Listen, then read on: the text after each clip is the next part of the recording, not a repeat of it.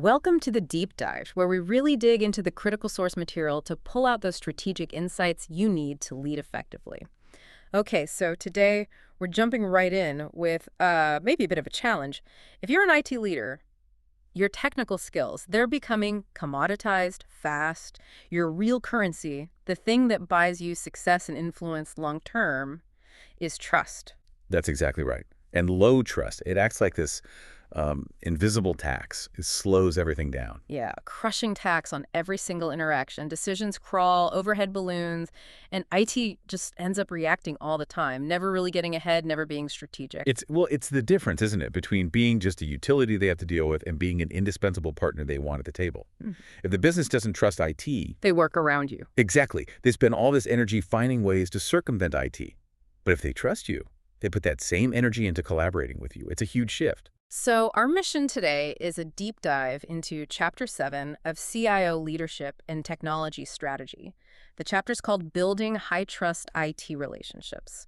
And we're not just, skimming the surface. Oh, no. We're aiming to pull out the actionable framework, the specific behaviors you can use to, well, transform IT, to move it from that skeptical, maybe often bypassed cost center Mm-hmm. into a really powerful high-trust business partner that has a solid seat right there at the strategy table. And look, if you're that rising IT professional, maybe you're doing your graduate studies right now, focusing on stepping into a leadership role with real impact. Mm-hmm. These insights are absolutely foundational. Couldn't agree more. If you want IT to be respected, to be involved in those big strategic decisions right from the start, to be seen as actually driving growth, then this deep dive, it's basically your blueprint for building that influence. So pay close attention. Definitely. And maybe share this with someone you know who's getting ready for that C-suite jump. It could make a real difference for them. Okay, so first things first.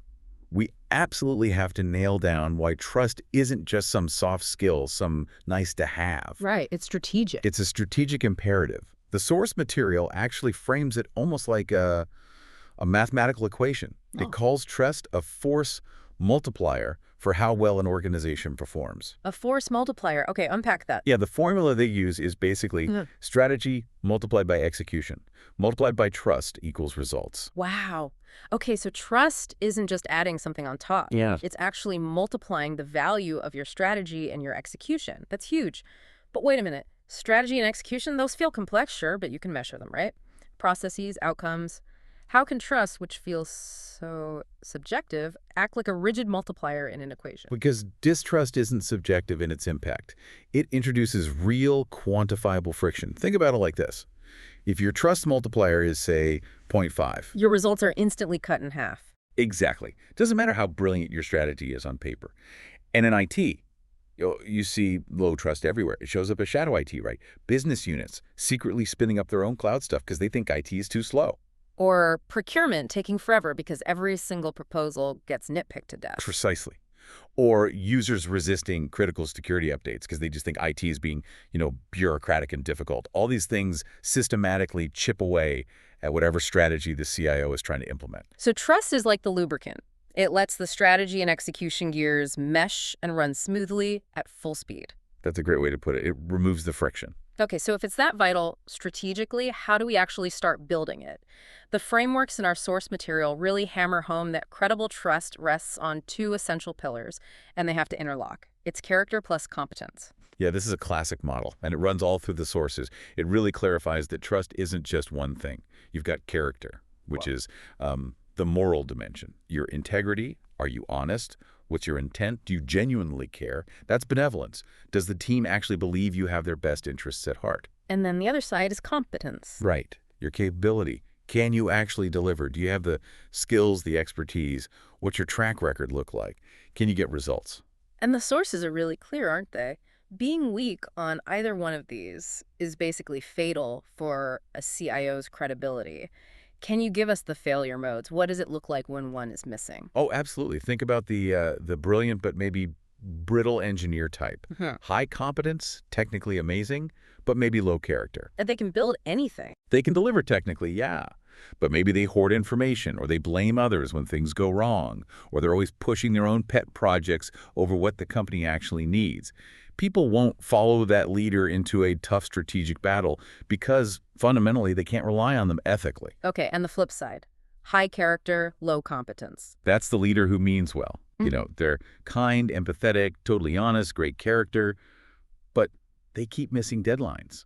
Their solutions don't quite work technically. They make promises they just can't keep. So their intentions are great, but you just can't count on them. Exactly. The reliability is zero. So Yeah. for a CIO, it's absolutely critical. You have to consistently show both the good intent and the actual ability to deliver success. Both are non-negotiable. Okay, that makes sense. Now, to go a bit deeper, there's this foundational theory of trustworthiness from Mayer, Davis, and Scorman. They break it down into three specific components that kind of feed into that character plus competence formula. That's right. They get really specific.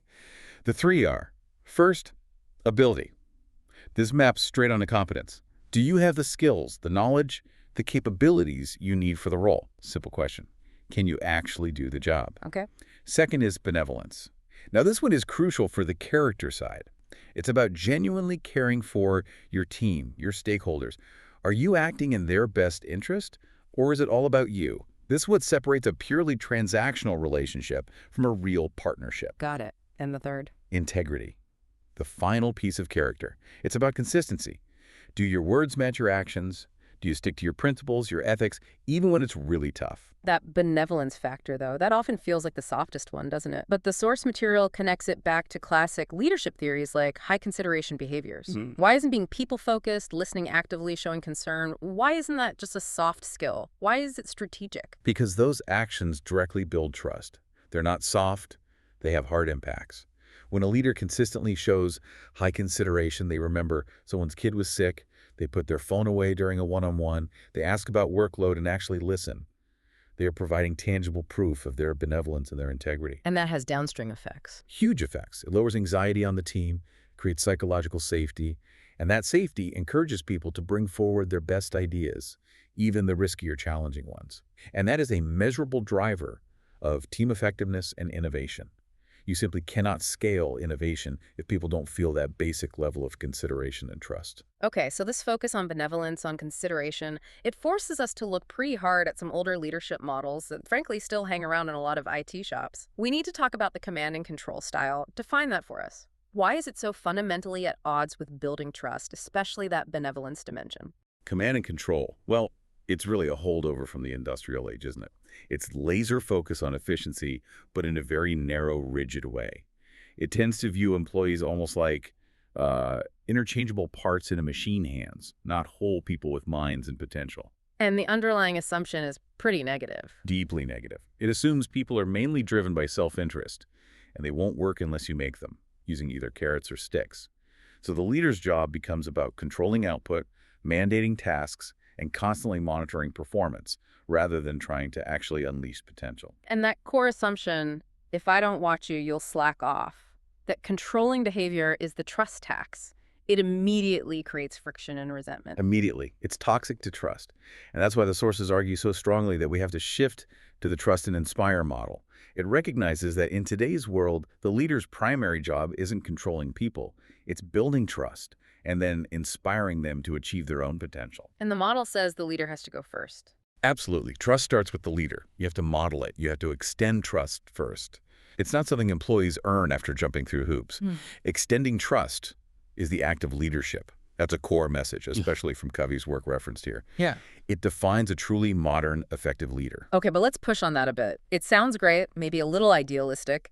If I'm the CIO at a bank, responsible for the core banking system, high risk, high compliance, isn't there a huge managerial risk in just extending trust first? How do I square trust and inspire with my actual duty to control risk? That is the million-dollar question, isn't it?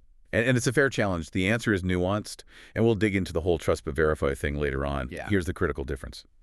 Trust and inspire doesn't mean zero accountability. Not at all. It means the leader sets up robust, transparent systems for accountability. Things like peer code reviews, automated testing suites, clear audit trails. The systems are there. Then the leader trusts the team to use those systems well. Command and control, on the other hand, puts checks and rules in place precisely because the manager assumes the individual will mess up or cut corners if they aren't watched like a hawk. The intent behind the controls is completely different. Got it. So the systems are for ensuring quality and managing risk, not for catching people doing wrong. Exactly. And that shifts the dynamic. So the first really actionable step in moving towards trust and inspire is often about subtraction, eliminating the things that scream, "We don't trust you." Unnecessary rules are probably the biggest culprits here. Because rules send signals. They're organizational signals, loud and clear. If a rule only exists to make sure someone is physically present or looks busy, it signals deep distrust. And what happens? Employees take less ownership. They focus on ticking the box, not on delivering outstanding results. CIOs really need to take a hard look at their own environments and root out these trust-eroding practices. This is especially true with remote and hybrid work models. Okay, let's get specific. What are some common IT examples from the sources that leaders should be challenging right now? Well, first, there's the classic remote worker check-in. Having to send a message, okay, I'm logged on and starting work now. Right. It feels like punching a time clock, but worse. It's performative. It wastes time and just signals suspicion. Second, really heavy-handed use of monitoring software, stuff that tracks every keystroke or mouse wiggle. Now look, some aggregate data might be useful for resource planning maybe. But the granular stuff feels like spying. It signals micromanagement, pure and simple. Third, demanding that cameras have to be on for every single virtual meeting, even hour-long status updates where people are mostly just listening. It creates fatigue, and it tells people you need visual proof they're paying attention. And then there are those frustrating approval hoops. Oh yeah. Requiring multiple sign-offs for tiny routine decisions. Maybe it's a small customer refund that a senior help desk person is perfectly capable of handling, or needing 3 levels of approval for a pre-approved $50 software license renewal. It just slows everything down. It grinds things to a halt. And worse, it tells highly skilled, highly paid professionals that you don't trust their judgment on basic, everyday operational stuff. Okay, but let's revisit that real-world constraint. Let's say a new CIO comes in and there's already an enterprise-wide policy mandating certain computer monitoring software. Maybe it's for compliance. Maybe the CEO insists. The CIO literally cannot just turn it off. What's the right move then? This is where the source material offers a really practical pro tip. Your only tools here are transparency and honesty. You absolutely must be upfront about why the policy exists. Frame the benefit to the organization, not as a way to catch people. For instance, look team, this monitoring is in place because we need aggregate data on application usage to make smarter, more cost-effective software purchasing decisions next year. That's its purpose. So you explain the why clearly. Yes. And now this is critical. You must explicitly and repeatedly affirm your personal trust in the team's integrity. You're essentially saying, this system exists for this specific objective reason, but I, your leader, trust you completely to do your jobs professionally and ethically. You're trying to counteract the negative signal of the organizational policy by injecting your personal trust and confidence. It's damage control, but it's necessary. All right, so if we agree that trust isn't built on hope, it's built through consistent observable actions, let's dive into the 7 specific behaviors leaders need to practice day in and day out to really cultivate that trust within their own teams. Number 1, and maybe the most crucial, is modeling trust, personally. Because people watch what you do way more closely than what you say, right? Your team, especially your direct reports, they track your behavior like hawks. So let's get concrete. What specific behaviors, maybe drawing from Covey's list of 13, really matter here? Okay, first and foremost, keep commitments. Sounds incredibly basic, doesn't it? Deceptively simple. It's brutally difficult when you're under C-suite pressure. We're talking about hitting deadlines you promised, following up on things you said you'd do, and this one is huge, not skipping your recurring one-on-one meetings with your team members. If you constantly cancel or push those, the message is clear. My commitment to you is the first thing to go when I get busy. But emergencies happen, right? Especially in IT. Crises blow up schedules. What then, if you have to break a commitment? It's not about never breaking one, it's about how you handle it. The key is the repair. If something unavoidable comes up, you have to communicate immediately. Explain why it happened, apologize sincerely, and then explicitly reschedule or adjust the promise realistically. Don't just let it drop. Proactive expectation management is vital to prevent a pattern of unreliability from setting in. Okay. Behavior 2. Speak in an open, honest way. This goes right to the heart of integrity, doesn't it? Giving the real picture, not sugarcoating bad news or puffing up good news. Absolutely essential. The second a leader starts using corporate speak or vague jargon to kind of obscure a problem, we're not late, we're just rephasing the timeline for optimal synergy. Yeah. Trust just evaporates. Instantly. You have to talk straight. If a project's behind, say behind, explain the root cause clearly and lay out a concise plan to get it back on track. And avoid that dense technical jargon that forces your team to pull out a decoder ring just to figure out the actual operational impact. Plain, honest language builds integrity incredibly fast. Behavior 3 is maybe the toughest for some leaders. Share relevant failures. Why is admitting your own mistakes, showing that vulnerability so important, especially for a tech leader who's often expected to have all the answers? Because it's the single biggest signal for psychological safety.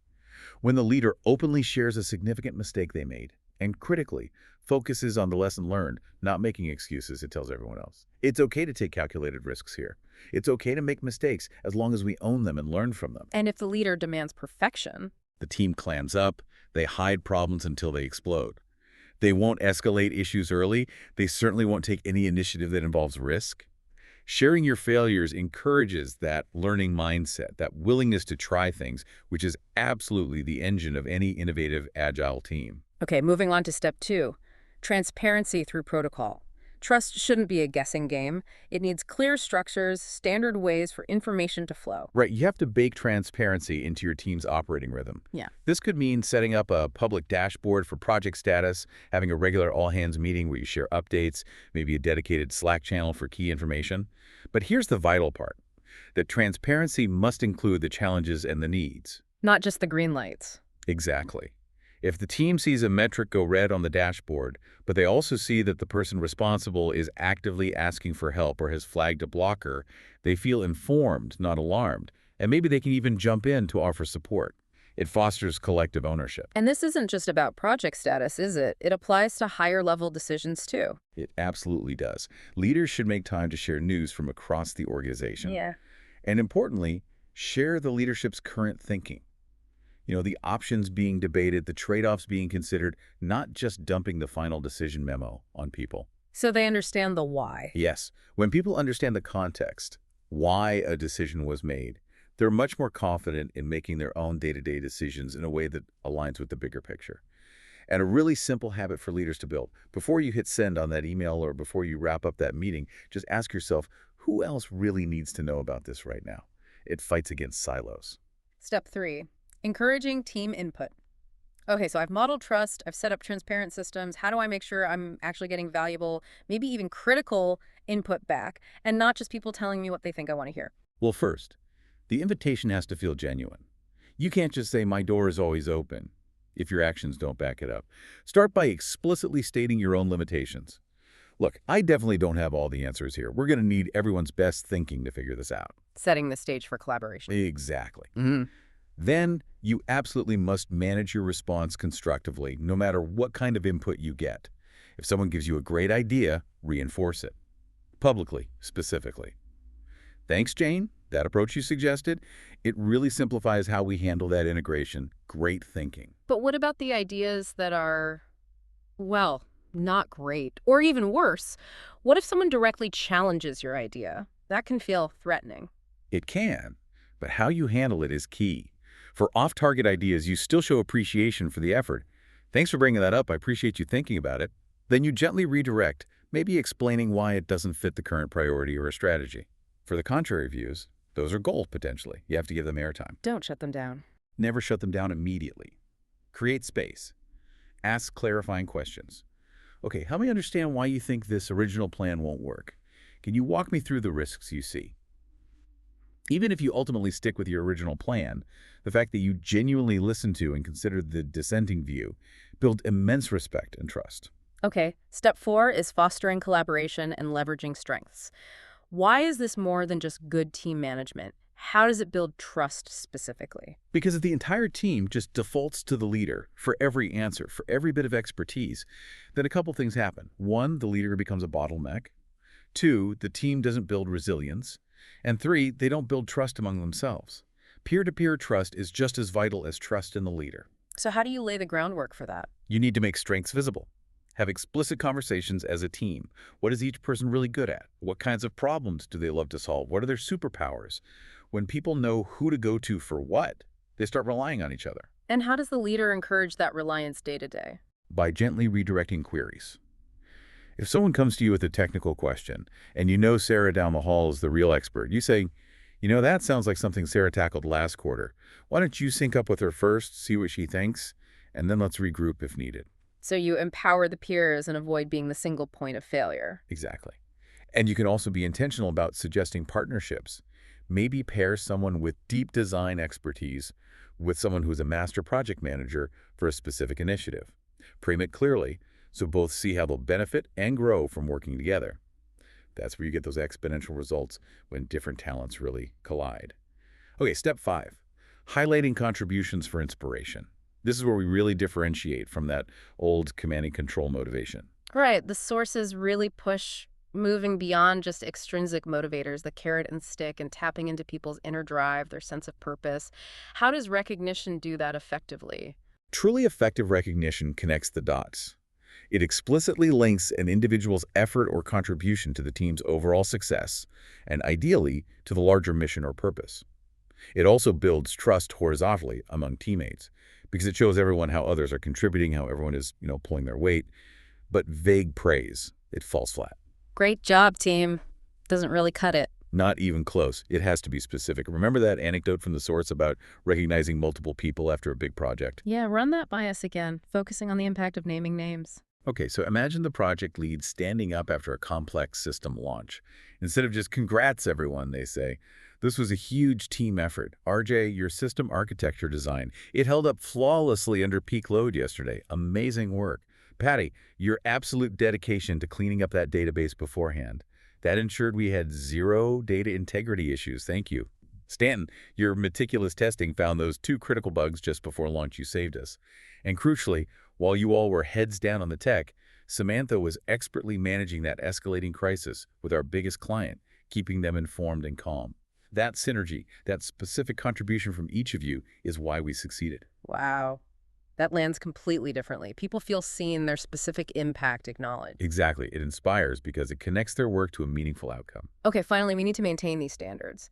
Step 6 is using feedback to reinforce trust behaviors, and step 7 is redirecting trust-damaging behaviors. 2 sides of the same coin. Correct. You have to actively catch people doing the right things, the behaviors you want to see more of. Things like admitting a mistake openly, really listening to understand someone else's point, offering help proactively, giving credit where it's due.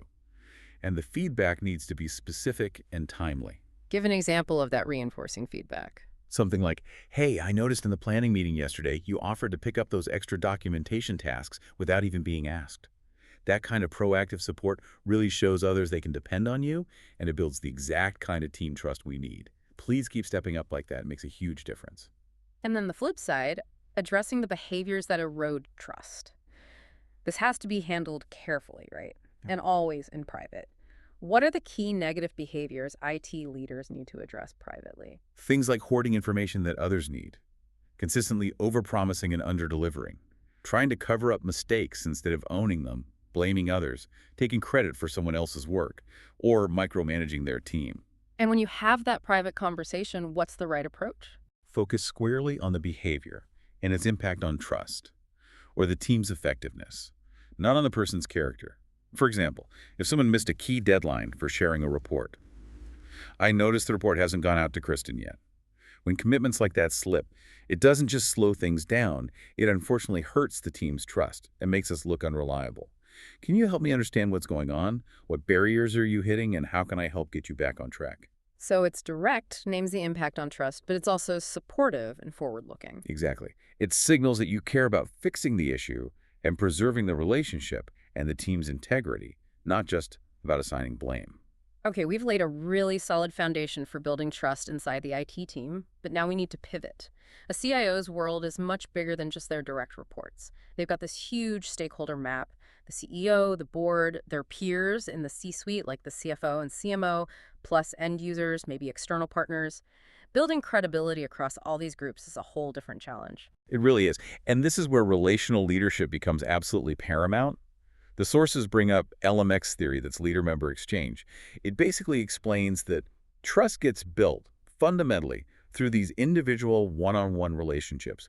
You develop these high-quality, high-trust partnerships, often called the in-group. But there's a danger there, isn't there? A huge danger. While building those strong bonds with key stakeholders is necessary, the CIO has to be constantly vigilant about the perception of favoritism. If everyone else feels like they're in the out group, trust across the wider organization can actually be damaged. You risk alienating the very people you need on board. So how do you balance building close ties without creating that in-group, out-group dynamic? The sources talk about authentic leadership here. Exactly. Authentic leadership is key. It means being genuine, being self-aware, acting transparently, and making sure your external actions consistently align with your internal values. That's how you build broad credibility over time, not just pockets of high trust. Okay, let's break down the specific actions for building trust with these external stakeholders. Action number 1, listening and humility. Now, for a CIO, often seen as the ultimate tech expert, why is starting with humility so important? Doesn't the C-suite expect confidence, not humility? It's a common fear, but it's usually misplaced. Real confidence isn't pretending you know everything. It's being secure enough to admit what you don't know. A CIO who walks in and says, "I don't have all the answers, I need your expertise," actually signals strength, not weakness. So the first step is just listen. Listen way more than you speak, especially early on. It signals respect. And crucially, don't just listen to the executives. Get out there. Talk to the frontline engineers who are dealing with the legacy systems. Talk to the actual business users who are frustrated by the clunky CRM. That's where you find out what's really going on deep down in the organization. It breaks down that stereotype of the aloof, know-it-all IT boss. Completely. When the head of sales sees the CIO genuinely asking questions about their team's daily struggles with the reporting tools, wanting to understand their operational pain points, that builds mutual trust way faster than any slick presentation. Plus, the CIO gets ground-level intelligence they'd never get otherwise. Okay, action 2 is about turning those listening insights into tangible proof. Early wins through reliability. We talked about quick wins internally. How does this play out with external stakeholders? Trust requires evidence. Talk is cheap. Action speaks volumes. The CIO absolutely must identify one, maybe two or three, really visible, widely acknowledged pain points, those burning platforms that the business constantly complains about. Things everyone agrees are broken. Yes. And then target those for a clear, demonstrable fix within the first, say, 60 to 90 days. It could be stabilizing that flaky reporting system the finance team hates, or speeding up the painfully slow customer portal that's driving sales crazy. And getting that win on the board quickly is like making a big trust deposit, right? Why is that 90-day win so much more powerful early on than outlining a grand 3-year strategic transformation? Because it's real. It's tangible proof right now that you understand their pain, you can mobilize resources effectively, and you deliver on your promises. That's competence and reliability demonstrated. Imagine the CFO who's complained for years about a 3-day manual month-end report. If the new CIO automates that in the first quarter, boom, instant credibility. That CIO now has a reputation for responsiveness that no amount of visionary talk could achieve. Makes sense. Action 3 is leveraging empathy as a force multiplier. This feels really key for bridging that gap, for overcoming the image of IT as just cold, logical, and maybe a bit detached from the human side of the business. It's the humanizing element, absolutely. Empathy means genuinely tuning into the needs, the pressures, the frustrations of your stakeholders, seeing them as individuals, as partners, not just as budget lines or sources of requirements. And this applies both internally and externally. Definitely. Internally, showing personal concern for your team, maybe adjusting a deadline for someone clearly burning out, builds incredible loyalty. Externally, think about the impact. A CIO who shows they understand the intense pressure the VP of sales is under to hit quarterly numbers and then frames technology solutions in that context. That leader builds trust light years faster than one who just talks tech specs, oblivious to the business reality. So empathy isn't about being soft. It's about being attuned to the business context and the human factors driving it. Exactly. Empathy, when it's balanced with clear accountability, is what really creates that psychological safety we talked about. People feel safe to bring up risks, to suggest innovative but maybe unproven ideas because they feel understood, not just judged. That's where real agility comes from. And that leads us to the final action. Number 4 is consistency and fairness. Trust isn't built overnight. It needs that steady, predictable foundation to really take root and solidify over time. Consistency meaning predictable in your principles. Yes. If the CIO says, "We prioritize projects based on measurable business value," then that criterion has to be applied consistently, transparently, across the board. You can't suddenly make exceptions for the CEO's pet project if it doesn't meet the stated criteria. People watch that closely. That's the fairness test. Avoid playing favorites. Absolutely critical. This goes back to that LMX pitfall. If the CIO seems to have an in-group that gets all the resources, all the attention, maybe bends the rules for them, trust elsewhere just evaporates. Fairness is a cornerstone of trust. Research shows it again and again. Apply policies uniformly. Be accessible to people at different levels. Make sure recognition is distributed equitably. So ultimately, trust is the sum of all these small, consistent actions. It really is. It's the candid explanation in a meeting. It's following through on that email you promised. It's how you show up calm, fair, reliable, especially when things get tough in a crisis. It's that consistency over time that builds deep, resilient trust. Okay, to really make these principles concrete, let's walk through that narrative case study of Jim Barton at IVK Corporation. It's such a classic example of how you rebuild trust when it's basically hit rock bottom. Remind us of the setup. Right. So IBK is this fictional financial services firm. Jim Barton gets promoted into the CIO job, but he's coming from the business side. And he's stepping in right after the previous CIO was forced out because of a string of really disastrous project failures. So trust is just gone everywhere. Totally gone. He's facing this massive trust deficit. Top management, the CEO, the board, they have zero confidence left in IT's ability to deliver anything. And internally, the IT staff themselves are deeply skeptical, even hostile towards Barton. He's an outsider, a business guy. They probably see him as clueless about tech, and maybe even a threat to their jobs. He had to rebuild trust from the ground up with literally every group. Okay, so how did he apply the principles we've just been discussing? Let's look at strategy one. Humility and collaboration right from day one. He didn't try to fake it, did he? No, and that was brilliant. His first move was all about transparency and, frankly, appropriate humility. He openly told the IT team, look, I don't have a deep IT background like you do. I know general management. I know how to lead change, but I need your technical expertise. I'm here to learn with you, and I need your support. Why was that so effective in that situation? It completely disarmed them. They were probably bracing for some arrogant executive type to come in barking orders. Instead, they got a leader who immediately acknowledged their competence, respected their technical depth, and framed the relationship as a partnership. It turned potential adversaries into, well, at least tentative allies right off the bat. He honored their expertise instead of challenging it. Okay, then strategy two, transparency. During crisis, his leadership got tested almost immediately, right? A massive security breach hit just weeks after he started. What was the key trust-building move he made during that crisis? Immediate, unvarnished transparency, especially upwards. He didn't try to hide the severity of the denial of service attack from the CEO, Carl Williams. He was upfront about the risks, what they knew, what they didn't know. And he communicated constantly with the execs, with his own team about the progress, the containment efforts, the recovery plan. And crucially, how did he handle the team during this? He shielded them. He focused everyone relentlessly on solving the problem, not assigning blame. He made sure they had the resources they needed, and afterwards, he publicly credited the team for their efforts in containing the breach. So that built trust in multiple directions at once. Massively. The CEO and the board saw he was reliable, honest, and capable under extreme pressure. That's character and confidence right there. And his own team, they saw he had their back, that he wouldn't throw them under the bus.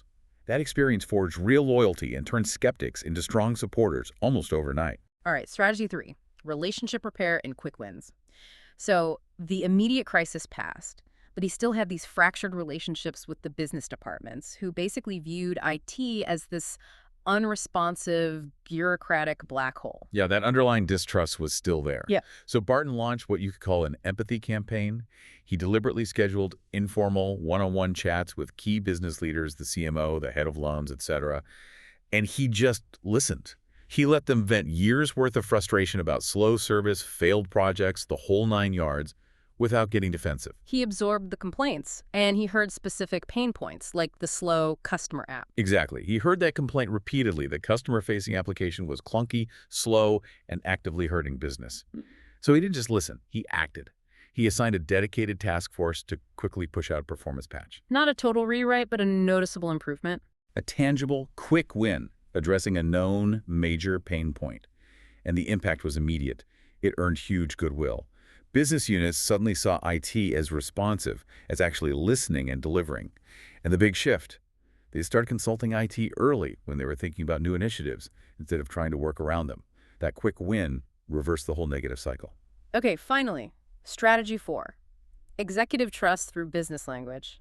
Barton still had to win over the CEO and the board, who were deeply skeptical after past failures.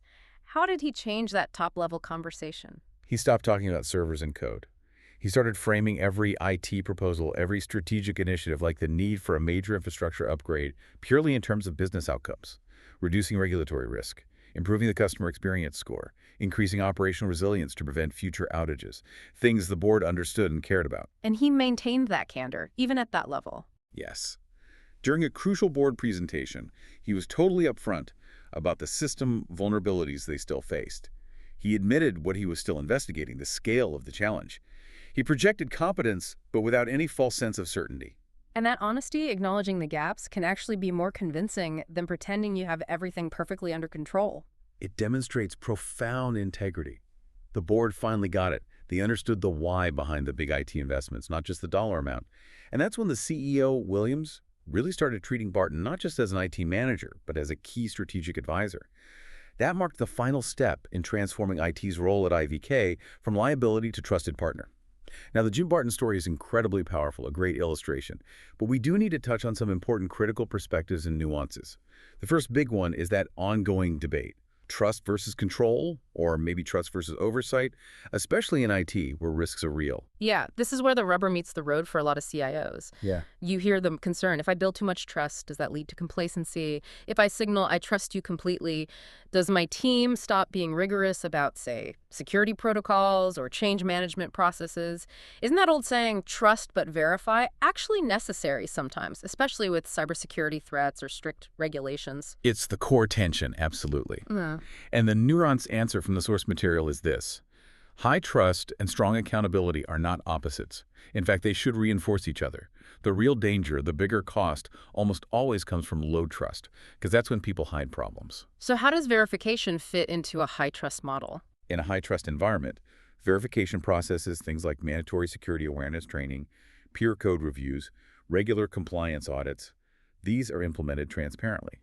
They're framed and communicated as routine structures designed to help the team succeed and protect the organization, not as traps set by management because they assume people will fail.